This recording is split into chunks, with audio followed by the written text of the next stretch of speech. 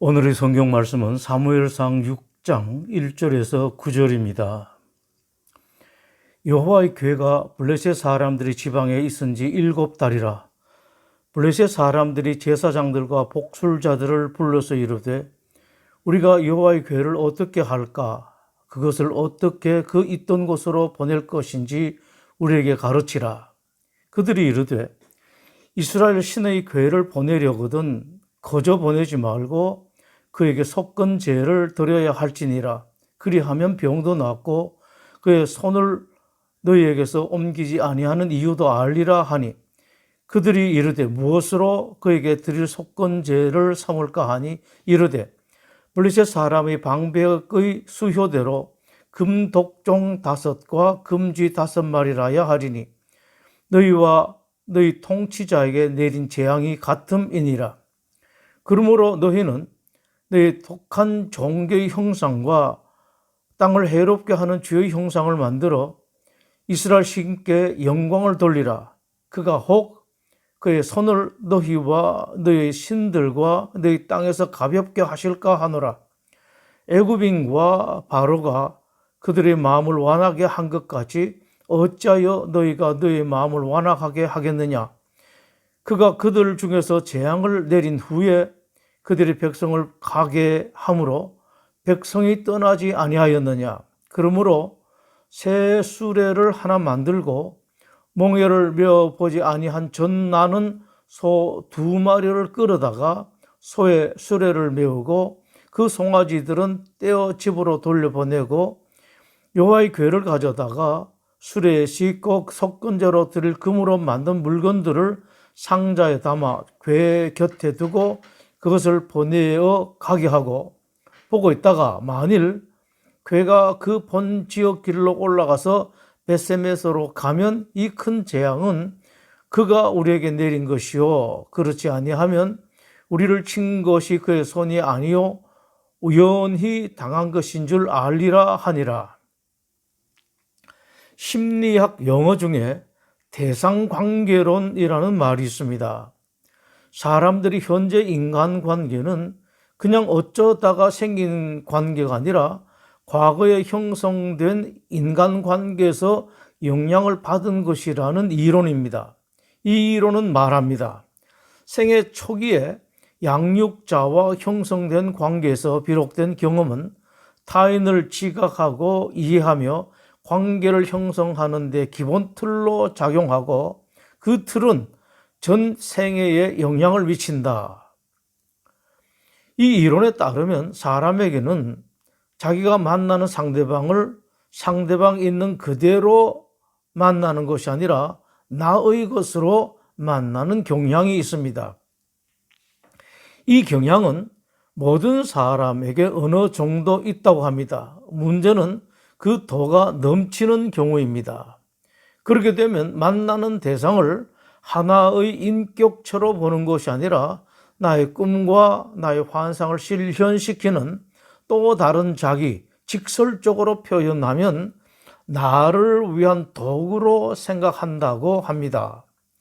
결혼을 예로 들면 결혼 상대를 나의 목적을 충족시키기 위한 대상으로 삼는 것입니다. 이런 결혼은 반드시 불행으로 귀결됩니다. 가끔 자녀를 그렇게 생각하는 부모도 있습니다. 오래전의 일인데 연세 드신 부인 한 분이 저를 찾아왔습니다. 그분은 모든 사람이 부러워하는 사람이었습니다. 재산도 상당하고 특히 자식을 잘 길렀습니다. 아들이 좋은 대학의 최고 학과를 나왔고 좋은 직장을 가졌으며 돈도 잘 벌었습니다. 거기다 소위 대단한 집안의 며느리를 얻었습니다. 그런데 그분이 저를 찾아온 자리에서 한참을 펑펑 울었습니다. 모든 사람들이 자기를 복 있는 사람으로 생각하지만 그렇지 못하다. 다른 사람들은 그런 자기를 부러워할지 몰라도 나는 전혀 그렇지 못하다. 그런데 그 이유가 뜻밖이었습니다. 나의 모든 것을 다 바쳐 그렇게 잘 키운 자식이 자기 품을 떠난 것 같다. 자기가 모든 것을 다 바쳐 키운 아들이기 때문에 자기의 것이라는 잘못된 생각에서 온 결과였습니다. 이것 때문에 생기는 불행한 가정, 불행한 부모가 많습니다. 이스라엘과의 전쟁에서 대성을 거둔 블레셋이 승리의 환호 대신 죽음의 공포, 비극의 도가니에 빠졌습니다. 그 원인은 착각 때문이었습니다. 블레셋이 이스라엘과의 전쟁에서 대승한 것까지는 좋았지만 그 후 블레셋의 지도자들이 크게 실패한 것이 있었습니다. 그것은 이스라엘과의 전쟁에서 자기들의 신이 이스라엘의 신을 이겼다고 착각한 것입니다. 그 생각으로 전쟁에서 이기고 난 후 무엇보다 먼저 한 것이 이스라엘의 법궤를 전리품으로 빼앗아 갔고 그 법궤를 자기네 신의 포로로 생각하여 자기들이 신전에 가두었습니다. 가둔 모양도 이스라엘의 법궤가 자기들의 신상 앞에 엎드린 모습, 즉 블레셋의 신이 이스라엘의 법궤로부터 절을 받는 모습이었습니다. 사실 그 자체는 아무것도 아닙니다. 블레셋 신상도 하나의 조각에 불과하지만 이스라엘의 법궤 또한 나무로 만든 상자일 뿐입니다. 인디아나 존스 같은 영화의 법궤가 대단한 것으로 보이지만 사실은 흥미를 위해서 만든 이야기이지 나무 상자일 뿐입니다. 이스라엘의 법궤가 블레셋 신전에 가두어졌다고 블레셋 신이 하나님을 이긴 것도 하나님이 블레셋 신의 포로가 되는 것이 물론 아닙니다. 문제는 사람들의 생각입니다. 블레셋 사람들은 그동안 듣기로 이스라엘 신이 신 중에서 최고의 신이라고 들었는데 알고 보니까 이스라엘 신이 별것 아니라고 생각하게 된 것입니다. 그러나 그것 때문에 블레셋은 온갖 곤욕을 치렀습니다. 어느 날 졸지에 블레셋의 신상이 앞으로 엎어져 목과 손목이 부러졌습니다. 블레셋 주요 도시에 전염병이 창궐하여 수많은 사람들이 죽었습니다. 블레셋 백성들이 나라의 지도자들을 원망하고 방귀를 들고 일어났습니다. 결국 7달 만에 블레셋 지도자들은 두 손을 들었습니다. 빼앗아올 때는 우리 블레셋 신이 이겼다고 쾌재를 부르면서 의기양양했고 환호했습니다만 이젠 도리 없이 블레셋 법궤를 돌려 보내드리기로 결정했습니다. 그런데 막상 이스라엘 법궤를 돌려주려고 하니 블레셋 지도자들에게 겁나는 것이 있었습니다. 이전에 하나님의 법궤가 어떤 법궤인지 알지 못할 그때는 아무렇지도 않았지만 이렇게 당하고 보니 돌려보내는 것도 아무렇게 했다간 또 큰 코 다치겠다고 생각했습니다. 그래서 온갖 조심을 하게 되었습니다. 이것이 지혜이고 보통의 지혜가 아니라 대단히 큰 지혜입니다. 많은 사람들이 이 지혜를 얻지 못하고 이전에 당한 일에 당하고 다른 사람들이 당한 일에 또 당합니다. 이스라엘의 법궤를 돌려보내는 일에 블레셋 지도자들은 극도로 조심했습니다. 우리가 비록 나라의 최고 지도자들이라도 이 문제만큼은 우리가 결정할 것이 아니다. 이것은 영적인 문제이고 신적인 문제이므로 영적 지도자들에게 물어야 할 사안이다. 이것이 겸손이고 또 지혜입니다. 블레셋 정치 지도자들은 종교 지도자들에게 물었습니다. 우리가 여호와의 교회를 어떻게 할까? 어떻게 그 있던 곳으로 돌려보낼 것인지 우리에게 가르치라. 블레셋 정치 지도자들의 질문에 대한 종교 지도자들의 대답입니다. 이스라엘 신의 궤를 돌려보내거려거든 그저 보내지 말고 그에게 속건제를 드려야 할지니라. 그리하면 병도 낫고 그의 손을 너에게서 옮기지 아니하는 이유도 알리라. 블레셋 사람의 방백의 수효대로 금독종 5과 금쥐 5마리라야 하리니 독한 종교의 형상과 땅을 해롭게 하는 주의 형상을 만들어 이스라엘 신교의 영광을 돌리라. 여러분, 이 말이 맞는 것 같습니까? 하나님이 그런 뇌물 선물을 받고 화를 가라앉히실 것 같습니까? 말 같지도 않은 소리입니다. 그러나 잘 아십시오. 그것이 겸손이고 지혜입니다. 정확하게는 알지 못한다고 할지라도 어떻게 하면 더 바르게 제대로 할 수 있을까 고심하는 것, 이것이 지혜입니다. 블레셋 정치 지도자들 그리고 종교 지도자들 모두에게 겸손이 있었습니다. 내가 최고 지도자이기 때문에 모든 것을 내가 결정한다고 생각을 하지 않았습니다. 그들은 그 전염병의 원인이 이스라엘 신 때문이라는 것만큼은 믿고 싶지 않았을 것입니다. 그럼에도 블레셋 지도자들은 자기네들이 한 일이 절대로 잘한 것이라고 고립 부리지 않았습니다. 그들은 사람들의 의견을 받아들여 이렇게도 해보고 저렇게도 해보았습니다. 할 수 있는 모든 노력을 다했습니다. 끝내 백성들이 거세게 반발하자 블레셋 지도자들은 다시 모여서 의논했습니다. 결론은 그렇게 쾌재를 부르면서 빼앗아왔던 이스라엘의 법궤를 다시 돌려보내는 것이었습니다. 우리의 잘못된 판단 때문에 백성들이 고통을 당하고 있다. 부끄럽지만 돌려보내자. 이런 겸손은 쉽지 않습니다만 블레셋 지도자들에게 이 겸손이 있었습니다.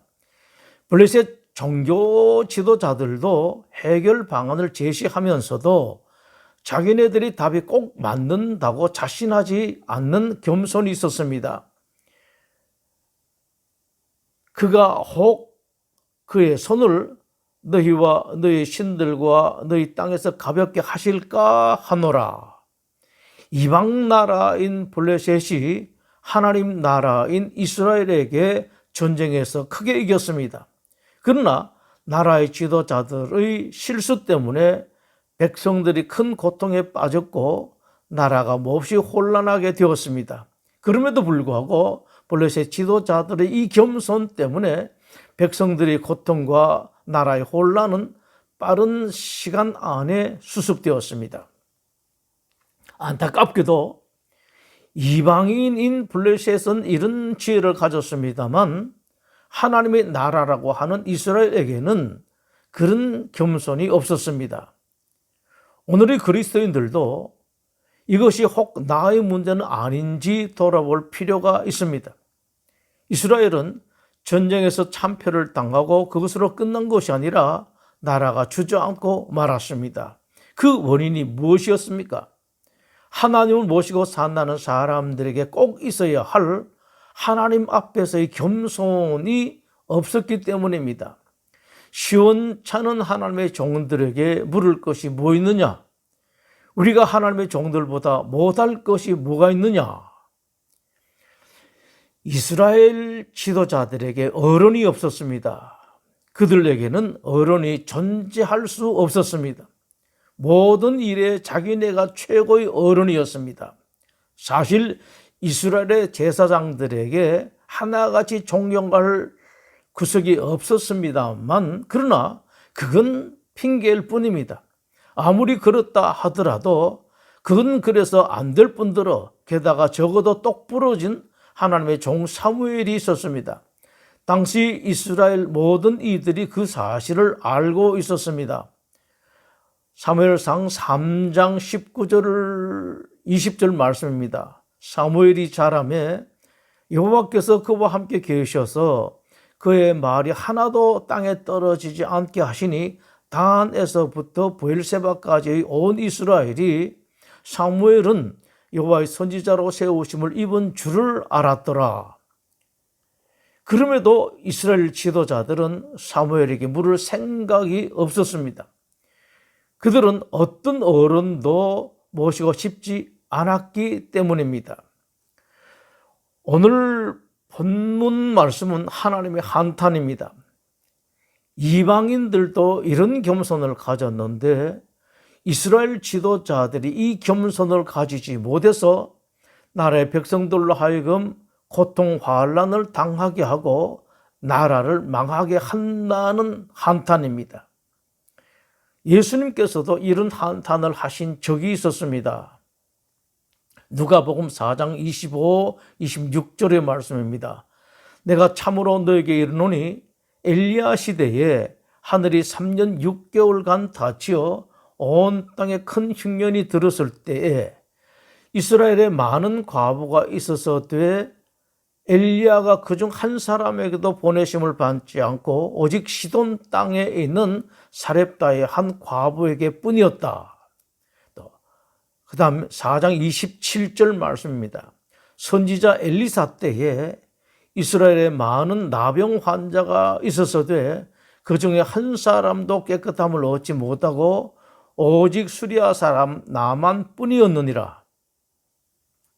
과거 엘리야 그리고 엘리사 시대에 이스라엘에도 많은 과부가 있었고 나병 환자가 있었지만 아무도 하나님의 은혜를 받지 못하고 이방 과부, 이방 나병 환자만 하나님의 은혜를 받았다.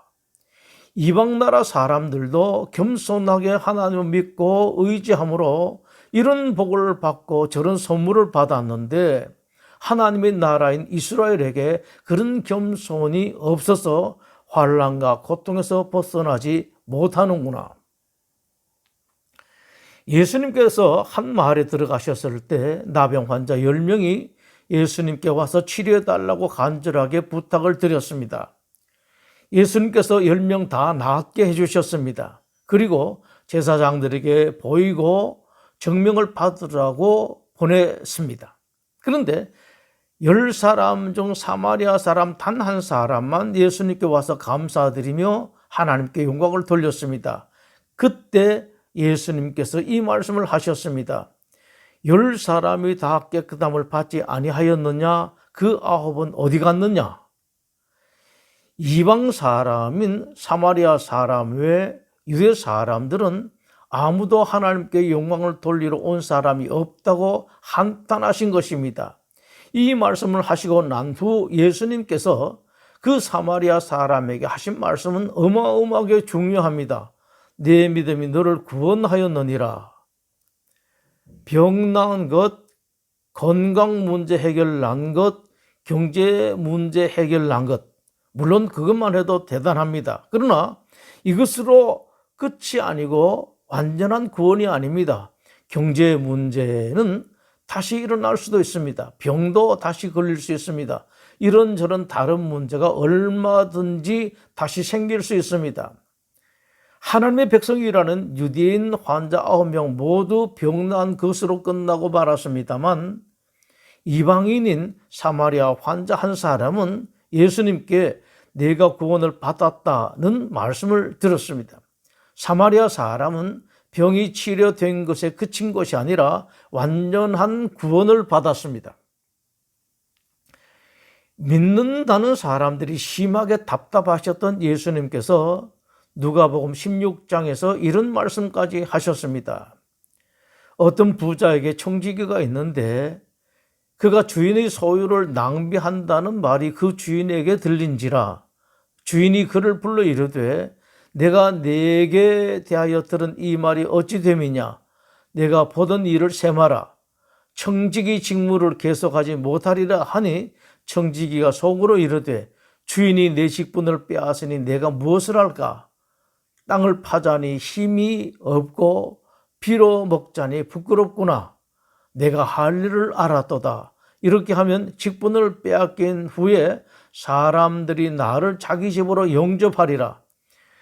주인에게 빚진 자를 일일이 불렀다가 먼저 온 자에게 이르되 내가 내 주인에게 얼마나 빚졌느냐 말하되 기름 100말이니이다. 이르되 여기 내 증서를 가지고 빨리 앉아 50이라 쓰라 하고 또 다른 이에게 이르되 너는 얼마나 빚졌느냐 이르되 밀 100석이니이다. 이르되 내 증서를 가지고 80이라 쓰라 하였는지라.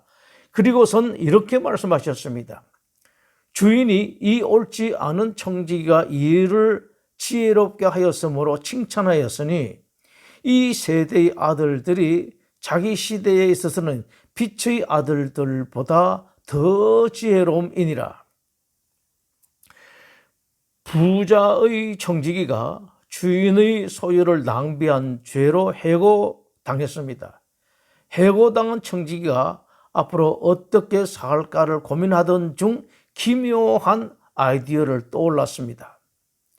자기 주인에게 빚진 사람을 불러 빚 문서를 위조하여 빚을 줄여주었습니다. 물론 그 대가로 빚진 사람들에게 뭔가 얻기 위한 사기 행각이었습니다만 주인이 청지기의 기묘한 지혜만은 칭찬하였다는 말씀입니다. 예수님의 그 말씀은 이것입니다. 그것이 잘한 것은 절대 아니다. 그것은 악한 일이고 죄다. 그러나 그 악한 사람에게 있었던 지혜만은 배워라. 기독교인들은 큰 복을 받은 사람들입니다. 세상의 주인, 역사의 주인이신 하나님을 아버지라는 선물로 복 받은 사람입니다. 신자들은 모든 일의 주인이시고 모든 일의 해결점을 아시는 하나님께 언제든지 찾아갈 수가 있고 무슨 일이든지 하나님께 물을 수 있고 부탁드릴 수 있습니다. 큰 문제이든지 작은 문제든지 밤이든지 낮이든지 찾아갈 수가 있고 물을 수 있습니다. 하나님은 혹 당신의 자녀들이 찾아올까 하여 주무시지 않고 기다리십니다. 찾아가기만 하면, 묻기만 하면 최고의 대답을 받을 수 있고 대답뿐만 아니라 최고의 선물까지 받을 수 있습니다. 이 하나님을 두고 이 실수 저 실패를 하고 여기저기 해결을 찾아 헤매지 마시고 하나님을 찾고 하나님께 물으십시오. 하나님께 도움을 구하고 하나님께 답을 얻으십시오. 그리고 이 지혜를 자녀들에게도 나누어 주십시오. 여러분의 자녀들에게 줄 수 있는 최고의 복이 바로 이것입니다. 재산 별것 아닙니다. 알려진 통계에 의하면 재산을 자식들에게 물려준 것이 정말로 자식을 복되게 한 경우가 얼마 되지 않습니다. 자식들에게 재산 남겨주려고 이궁리 저궁리 마시고 자녀들에게 하나님을 알게 하기 위해 이궁리 저궁리 하십시오. 일마다 때마다 하나님을 찾게 하고 하나님께 묻게 하십시오. 이것이 여러분들이 여러분의 자식들에게 제일 잘하는 일입니다. 이렇게 할 때 자식들을 위한 여러분의 모든 사랑과 선물이 참된 사랑, 참된 선물이 될 수 있고 작든지 크든지 자녀들에게 남겨준 재산이 참된 재산이 될 수 있습니다. 기도하겠습니다. 하나님, 우리 성도들이 하나님을 제대로 알게 하고 따라서 모든 일 모든 곳에 하나님을 찾고 하나님을 만나고 하나님께 묻고 하나님께 답을 받는 사람들이 되게 하시고 뿐만 아니라 우리 성도들이 자녀들에게도 이 지혜를 힘써서 가르치고 나누어 주는 참된 성도들이 되게 하여 주시옵소서. 예수님 이름으로 기도드립니다. 아멘.